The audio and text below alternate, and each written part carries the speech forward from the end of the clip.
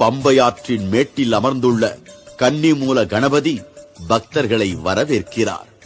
அவருக்கு அருகில் உள்ள நாகராஜா, பார்வதி தேவி, கிருஷ்ணன், ஆதிமூல கணபதி, ஆஞ்சநேய சுவாமிகளை வணங்கிவிட்டு நீலிமலை ஏறத் துவங்குகின்றனர்.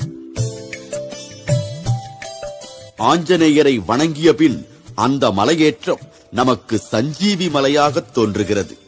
கரிமலை எப்படியோ அப்படித்தான் நீலிமலையும் 8 வித மடிப்புகளை கொண்ட மிகவும் கடினமான ஏற்றம் அது. சுவாமியே ஐயப்போ ஐயப்போ சுவாமியே சாமியப்பா ஐயப்பா சரணமப்பா ஐயப்பா என் குருநாதா ஐயப்பா சத்குருநாதா ஐயப்பா சாந்த சொரூபா ஐயப்பா.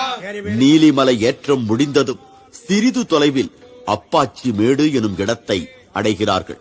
அதற்கு அருகிலேயே பள்ளத்தாக்காய் இப்பாச்சி குழியும் உள்ளது. அங்கு தீய தேவதைகள் உலவுவதாக கருதும் கன்னி ஐயப்பன்மார் அவற்றை சாந்தப்படுத்த அரிசி மாவு உருண்டை வீசுதல் என்ற சடங்கை செய்கிறார்கள்.